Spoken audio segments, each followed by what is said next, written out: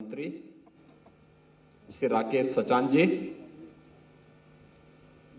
विभाग के प्रमुख सचिव श्री आलोक कुमार जी, सचिव श्री प्रांजल यादव जी, आयुक्त एवं निदेशक उद्योग के विजेंद्र पांडेयन जी, भारतीय स्टेट बैंक के मुख्य महाप्रबंधक श्री शरद चांडक जी, एमएसएमई विभाग के सभी अधिकारीगण,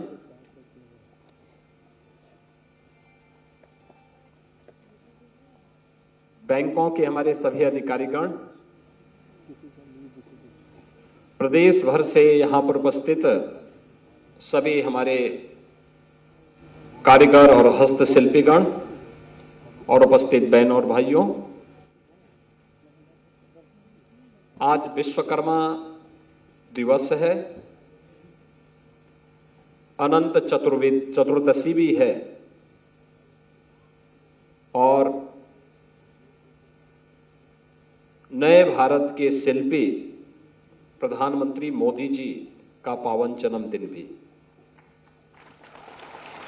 भगवान विश्वकर्मा सृष्टि के शिल्पी हैं तो नए भारत के शिल्पी प्रधानमंत्री मोदी जी हैं। मैं इस अवसर पर आप सबको बधाई देता हूं, समारोह में आपका अभिनंदन करता हूं। जिन कारीगरों का आज यहां पे सम्मान हुआ है, उन्हें टूल किट उपलब्ध हुआ है,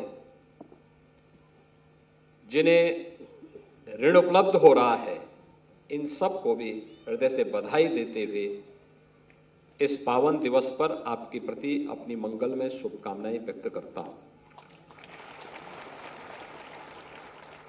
ये मेरे लिए खासतौर पर बहुत महत्वपूर्ण है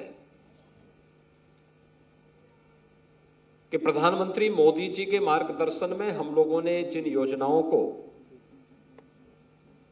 2018 में 2019 में प्रारंभ किया, वे योजनाएं आज देश के अंदर एक लोकप्रिय योजना न केवल बनी है बल्कि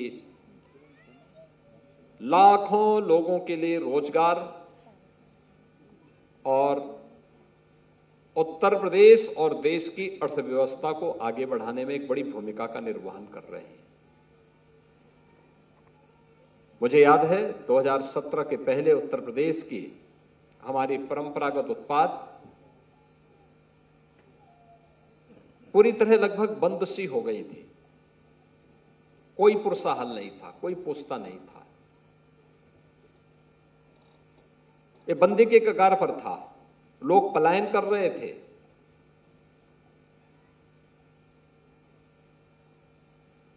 उनके सामने विकट संकट था और जब स्वयं कारीगर और हस्तशिल्पी ही संकट में हो तो रोजगार का सृजन होगा कहां से। हर दूसरे तीसरे दिन दंगे होते थे, बिजली नहीं मिलती थी, पॉल्यूशन कंट्रोल बोर्ड की अलग से तलवार लटकती थी, एनओसी मिलने में वर्षों वर्षों लग जाते थे, बाजार नहीं था। उन स्थितियों में उनके सामने पलायन के सिवाय को दूसरा चारा नहीं था। लेकिन जब मार्च 17 में हमारी सरकार बनी तो हम लोगों ने एक तय किया कि नहीं, परंपरागत उद्यम को प्रोत्साहित करना है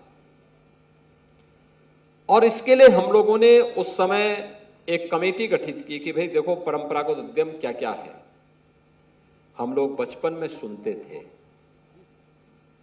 अलग अलग जनपद की अलग अलग उत्पाद के बारे में, दोनों प्रकार के थे। मुरादाबाद का ब्रॉस का पीतल का कार्य, अलीगढ़ की हार्डवेयर के ताले, अलीगढ़ के तालों के बारे में चर्चा होती थी, सहारनपुर के फर्नीचर की चर्चा होती थी, भदोई के कारपेट की चर्चा होती थी, लखनऊ की जरी दरदोजी की चर्चा होती थी, बनारस की साड़ियों की चर्चा होती थी,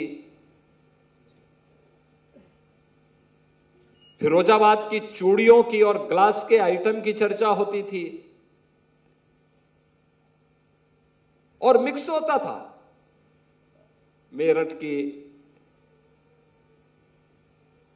कुछ आइटम के बारे में, हापुड़ के पापड़ के बारे में, अगर मेरठ की रेवड़ी थी तो हापुड़ के पापड़ भी थे, आगरा का पेठा भी था, लखनऊ का चाट भी था, वाराणसी की दही जलेबी भी थी। ये सब चर्चाएं बचपन से हम सुनते आए थे, लेकिन जब मैं स्वयं मुख्यमंत्री बना तो मैंने कहा ये कहां मिलती हैं, देखते हैं थोड़ा। और फिर हमने खोज प्रारंभ की थी और खोजते खोजते मुझे बताया गया कि 75 में से 57 जनपद ऐसे हैं जहां पर अभी भी वह प्रोडक्ट थोड़ी बहुत मात्रा में है, लेकिन उसको सरकार को बहुत मेहनत करनी पड़ेगी। और मैंने कहा बाकी 18 जनपदों में, उन्होंने कहा वहां के लिए भी देना पड़ेगा कुछ न कुछ। और मुझे बताते हुए प्रसन्नता है कि 75 के 75 जनपदों के लिए कोई ना कोई आइटम देकर के हम लोगों ने तब योजना चलाई थी, एक जनपद एक उत्पाद, 1 डिस्ट्रिक्ट 1 प्रोडक्ट की योजना। तत्कालीन राष्ट्रपति श्री रामनाथ कोविंद जी के हाथों से हमने इसका शुभारंभ किया था। उत्तर प्रदेश दिवस के दिन प्रारंभ किया था और प्रधानमंत्री मोदी जी ने इसकी सराहना करते हुए अपने बहुत अच्छे कमेंट और मार्गदर्शन इसके लिए हमें दिया था। आज इसी का परिणाम है कि उत्तर प्रदेश आज एक्सपोर्ट के एक हब के रूप में उभरा है। कोरोना जैसी महामारी के दौरान लाखों नौजवानों के लिए, कारीगरों के लिए,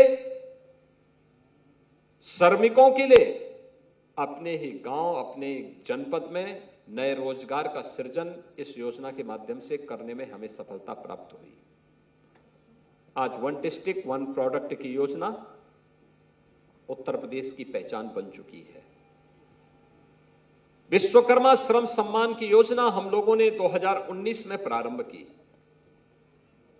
और विश्वकर्मा श्रम सम्मान में राष्ट्रपिता महात्मा गांधी ने जिस भारत के बारे में कहा था, ग्राम स्वराज की परिकल्पना को साकार करना है, वह साकार सरकार के स्तर पर नहीं बल्कि इन्हीं कारीगरों और हस्तशिल्पियों के माध्यम से वह सपना साकार होना था,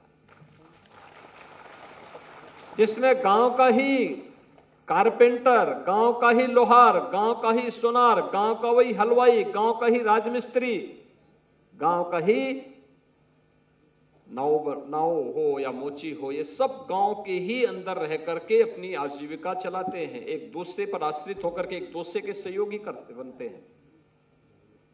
लेकिन उसको वहां पर बहुत उत्साह नहीं मिल पाता है, मंच नहीं मिल पाता है।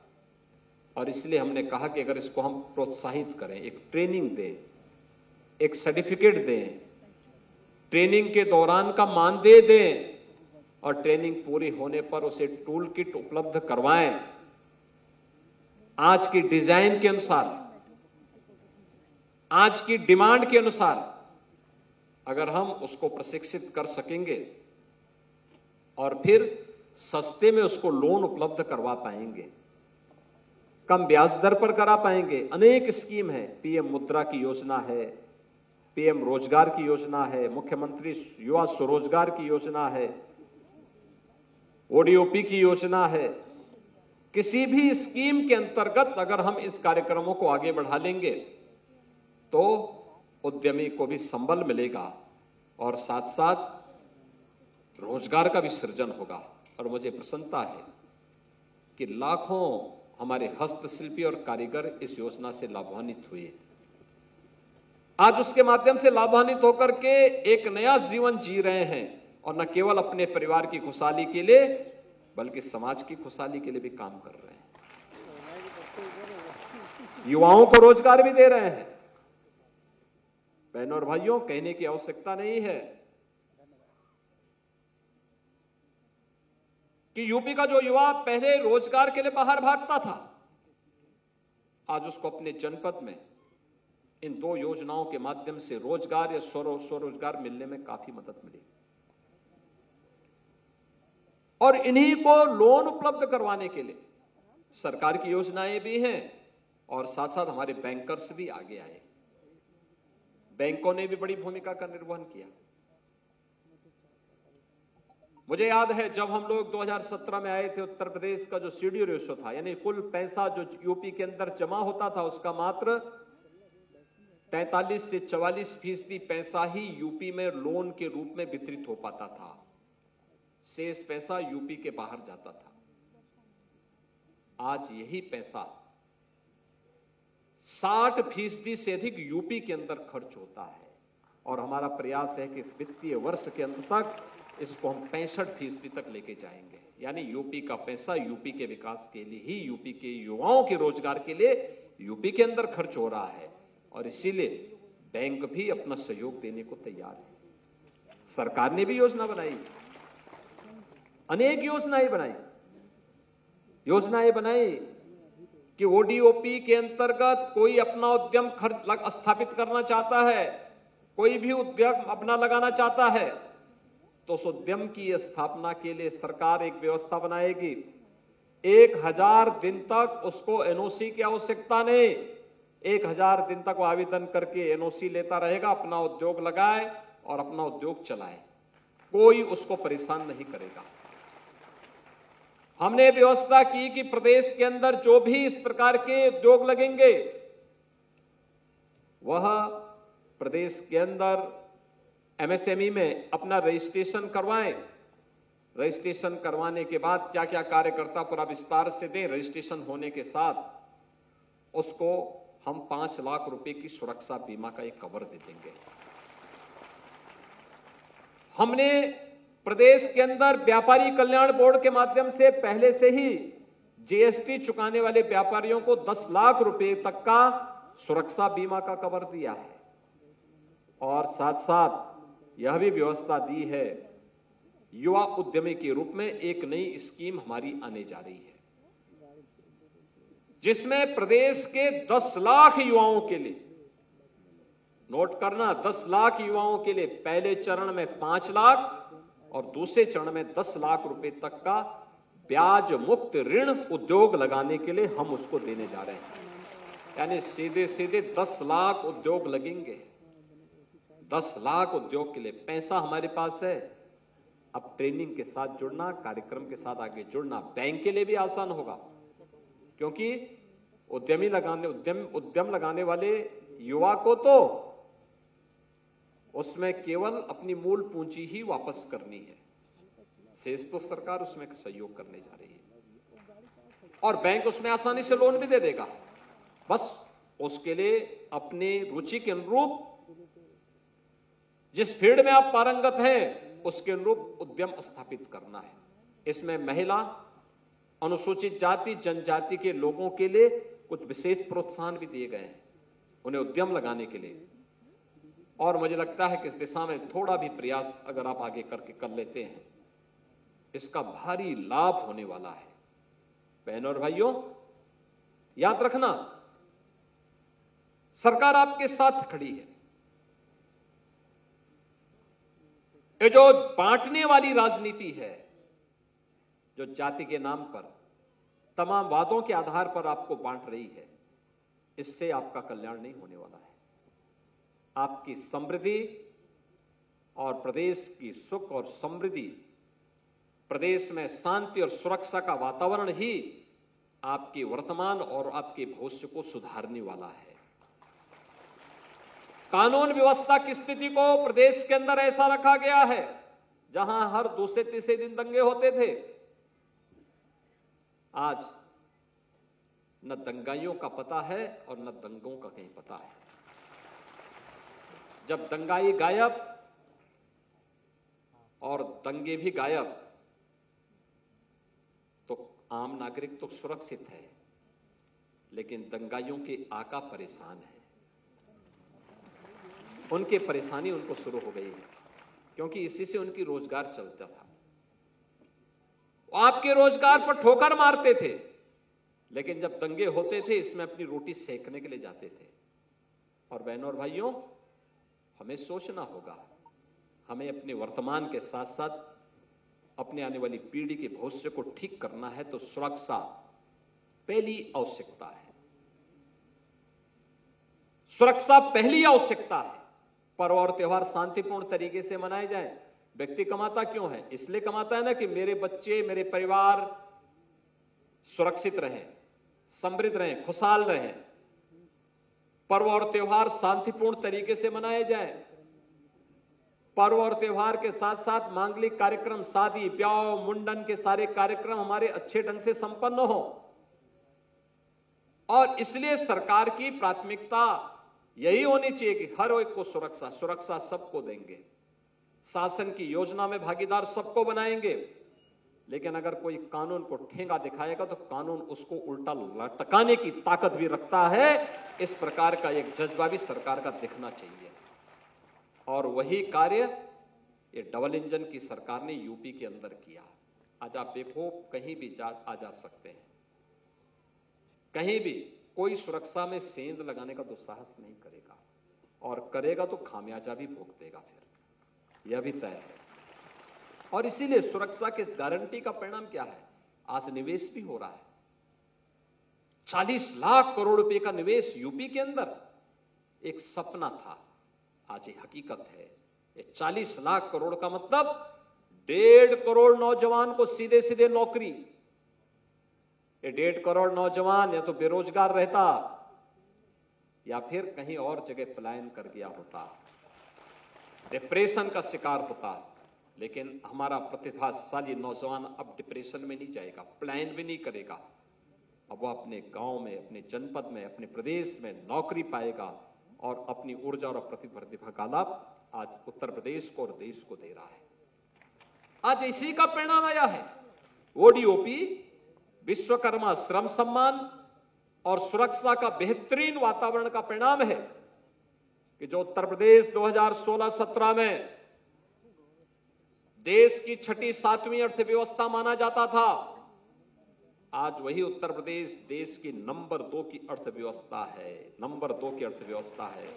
और 29-30 तक उत्तर प्रदेश देश की नंबर 1 की अर्थव्यवस्था बनेगा, इसमें कोई संदेह नहीं होना चाहिए। नंबर 1 की अर्थव्यवस्था का मतलब हर हाथ को काम, हर खेत को पानी, हर बेटी की सुरक्षा, हर व्यापारी को सम्मान। और उस लक्ष्य को लेकर के आज सरकार आगे बढ़ रही है, निरंतर आगे बढ़ रही है। ये जो कार्यक्रम है यहां पर जो किया जा रहा है, यह कार्यक्रम इसी श्रृंखला का हिस्सा है, इसी श्रृंखला का हिस्सा है।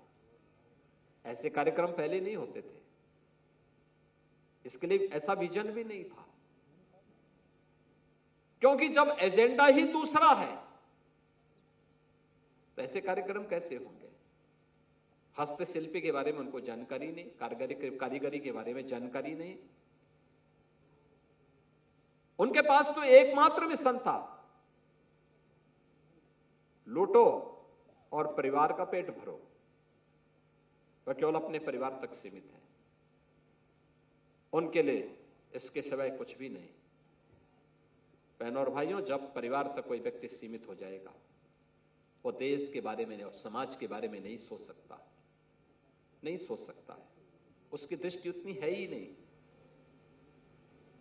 उसका अब तो अपना एक सीमित दायरा है, उसी में रह करके वह व्यक्ति हर प्रकार के नैतिक कार्यों को अनैतिक कार्यों को अंजाम देता है। और यही होता रहा। क्यों उत्तर प्रदेश के सामने पहचान का संकट आया? क्यों उत्तर प्रदेश, जो देश में आबादी का सबसे बड़ा राज्य, जिसमें देश का सबसे ज्यादा युवा, जिस प्रदेश में सबसे समृद्ध भूमि, सबसे अच्छा जल संसाधन, वह प्रदेश किसान आत्महत्या करे, युवा पलायन करे, एक गरीब भूखों मरने के लिए मजबूर हो, एक व्यापारी के सामने सुरक्षा का संकट खड़ा हो, एक बेटी सुरक्षा के लिए गुहार लगाए और नौजवान के सामने पहचान का संकट खड़ा हो जाए। यही तो पैदा किया गया था 2017 के पहले। लेकिन आज मैं कह सकता हूं उत्तर प्रदेश का कोई भी व्यक्ति कहीं भी देश के अंदर जाएगा, लोग उसको सम्मान की निगाह से देखते हैं। लोग बोलते हैं अच्छा उत्तर प्रदेश से हैं आप। बहनों और भाइयों, ये जो सम्मान है ना, इसमें प्रदेश का भी सम्मान है और देश का भी सम्मान बढ़ा है। आपका भी गौरव बढ़ता होगा जब उत्तर प्रदेश के नाम से आपके नातेदार, रिश्तेदार, कोई परिचित प्रफुल्लित होता होगा कि वाह, आप उत्तर प्रदेश से। उत्तर प्रदेश के बाहर 17 के पहले जो लोग गए होंगे उनसे पूछिए, और आज जब जाते होंगे आज उनसे पूछिए।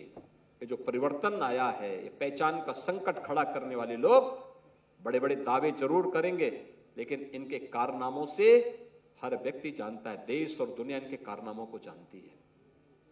और इसीलिए आज जब हम यहां पर आए हैं, विश्वकर्मा दिवस के अवसर पर यहां पर आए हैं, भगवान विश्वकर्मा इस सृष्टि के शिल्पी हैं।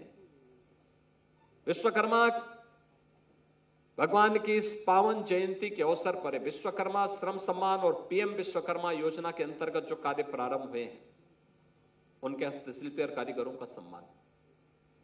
और मैं तो एमएसएमई विभाग से कहूंगा, हमें ये लोन मेला, ये प्रशिक्षण का कार्यक्रम, ये टूल किट वितरण का कार्यक्रम उत्तर प्रदेश के सभी 75 के 75 जनपदों में आयोजित करने चाहिए। ये केवल लखनऊ में ही नहीं, हर जनपद में होने चाहिए। और एक टाइम टेबल तय करिए, एक टाइम टेबल तय हो। टाइम टेबल ये कि इस सप्ताह में एक कार्यक्रम एक जनपद में, एक जनपद में इस सप्ताह एक क्रम बना देंगे आप, तो मुझे लगता है कि आप आसानी से एक वर्ष के अंदर उत्तर प्रदेश के अंदर कवर कर सकते हैं। कहीं पे जहां छोटे जनपद होंगे वहां 2-2 जनपदों को मिलाकर कर देंगे तो एक वर्ष में आप प्रदेश के अंदर हर जनपद में पहुंच जाएंगे। और वहां के कारीगरों को, हर प्रकार के कारीगरों को, वन डिस्ट्रिक्ट वन प्रोडक्ट के कारीगरों को पहले प्रशिक्षण उनका अलग से हो जाए, उनके लिए कॉमन फैसिलिटेशन सेंटर बने, हर जनपद में हम बनाने की तैयारी करें, या हम लोग पीपीपी मोड पर ही उन्हें स्थापित करें नई तकनीक के बारे में। क्योंकि आज तो डिजाइन भी है, टेक्नोलॉजी भी है, पैकेजिंग भी है, मार्केटिंग भी है। ये सभी चीजें जब तक हम जोड़ेंगे नहीं,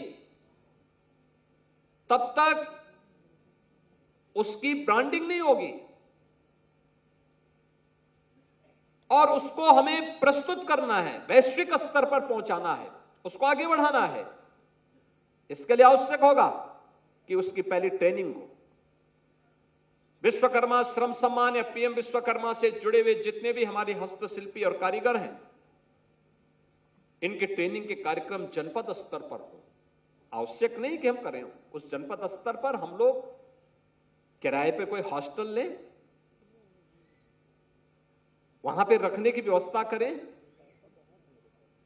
या जो अपने घर से आ सकता है हम प्रतिदिन का मानदेय उन्हें दें, ट्रेनिंग दें, और फिर एक बड़ा सा आयोजन करके लोन मेला बैंकर्स के साथ, डिस्ट्रिक्ट लेवल बैंकर्स कमेटी के साथ पहले से बैठक करके बातचीत करके, इतने लोगों को यहां पर हम लोगों ने प्रशिक्षण दिया है, इनको लोन देना ही देना है। इतने नए उद्योग स्थापित होना चाहते हैं, इनको लोन देना है, इसमें गारंटी हमारी होगी। अगर आप इस कार्यक्रम के साथ जोड़ देंगे, यूपी एमएसएमई में नंबर 1 है और इतनी लंबी छलांग लगा देगा कि दूसरे राज्य को, दूसरे नंबर के राज्य को वहां पहुंचने में कई वर्ष लगेंगे, तब तक यूपी बहुत तेजी के साथ आगे बढ़ चुका होगा। एमएसएमई विभाग ने, यानी एक तो हर जनपद में इसको आगे बढ़ाना। दूसरा, जैसे इंटरनेशनल ट्रेड शो का दूसरा संस्करण 25 से लेकर 29 सितंबर के बीच में ग्रेटर नोएडा में होने जा रहा है। मैंने गत वर्ष देखा था कितना बड़ा आयोजन हुआ था।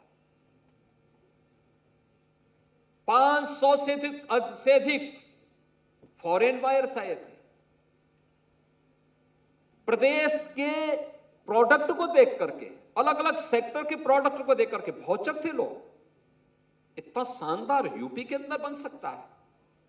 कोई कारपेट देखता था, कोई साड़ी देखता था, कोई फर्नीचर देखता था, कोई ग्लास के आइटम देखता था, कोई इलेक्ट्रॉनिक आइटम देखता था, कोई मेडिकल के इक्विपमेंट देखता था, अलग अलग प्रकार के, और यूपी के पोटेंशियल को एक मंच पर ले जाने का प्रयास। हजारों की संख्या में एग्जीबिटर्स आए थे, बिल्डर और बायर्स के बीच में वहां पर बहुत अच्छी बातचीत हुई। 70,000 से अधिक ऐसे लोग आए थे जिन्होंने विजिट किया था, और उसमें टोटल जो विजिटर आए थे लगभग 3 लाख से ऊपर वहां पहुंचे थे। बहुत बड़ा सफलतम आयोजन था, और फिर से इस बार होने जा रहा है। और मैं तो कहूंगा ओडीओपी के अंतर्गत जिन लोगों ने वन डिस्ट्रिक्ट वन प्रोडक्ट के अंतर्गत अपना प्रोडक्ट बनाया है, बड़े पैमाने पे वहां पे रजिस्ट्रेशन भी हुए हैं। और एक बार आप भी देखिए, एक बार जाना चाहिए देखने के लिए। देखिए, जब आप कोई अच्छी चीज देखेंगे या जनपद स्तर से ले जाने की कोई व्यवस्था की गई तो करना चाहिए, लेकिन ग्रेटर नोएडा में तो इंटरनेशनल हो ही, लेकिन हमें प्रदेश के अलग अलग कमिश्नरी स्तर पर पहले चरण में इस प्रकार के ट्रेड शो के आयोजन भी करने चाहिए। लोगों को पता तो लगना चाहिए यूपी के अंदर क्या क्या चीजें हैं, और फिर ये हमारे जितने कारीगर और हस्तशिल्पी हैं, ये लोग भी एक नए कंपटीशन के साथ जुड़ेंगे, उस अभियान के साथ जुड़ेंगे। यूनिटी मॉल के कार्यक्रम को तेजी के साथ आगे बढ़ाना, पीएम श्री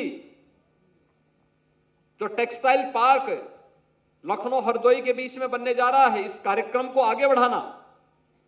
फ्लेटेड फैक्ट्री के कार्यक्रम जो प्रदेश के अंदर अलग अलग स्थानों पर स्थापित हो रहे हैं, यह रेडीमेड गारमेंट्स में उत्तर प्रदेश की एक लंबी छलांग और आधी आबादी के रोजगार के एक बेहतरीन माध्यम बनने जा रहे हैं।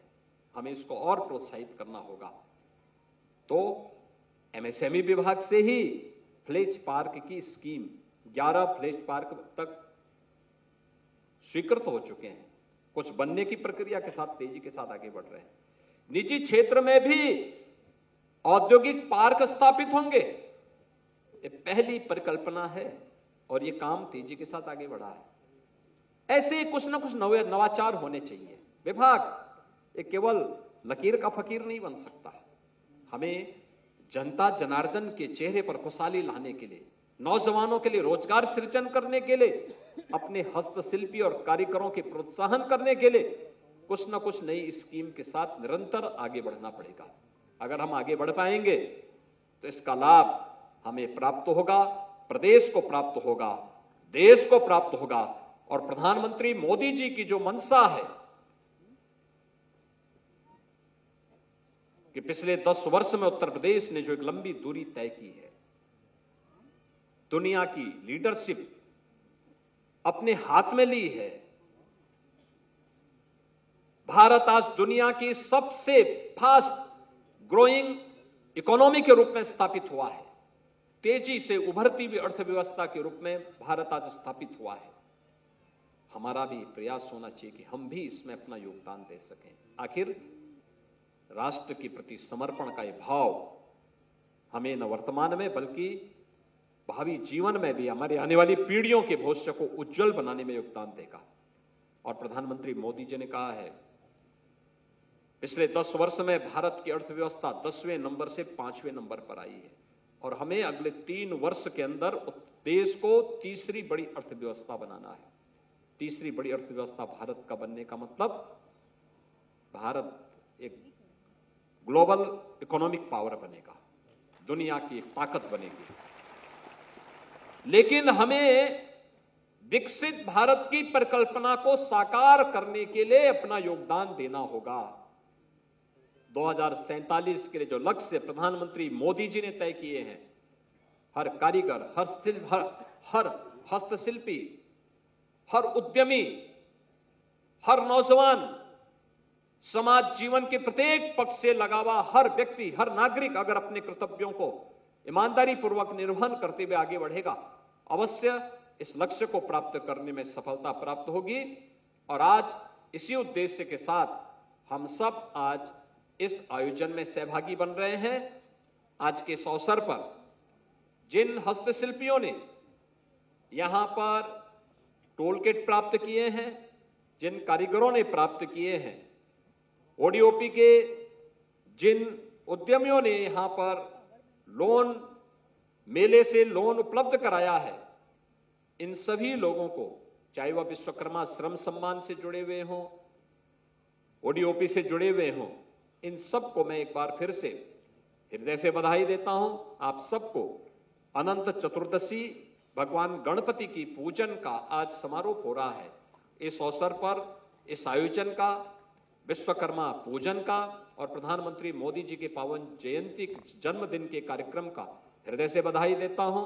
आप सबका अभिनंदन करता हूं और विश्वास व्यक्त करता हूं कि आप भी अपने अपने क्षेत्र में एक शिल्पी के रूप में उभर करके उत्तर प्रदेश को देश की नंबर 1 की अर्थव्यवस्था बनाने में अपना योगदान देंगे। आप सबके प्रति मेरी शुभकामनाएं। धन्यवाद। जय हिंद।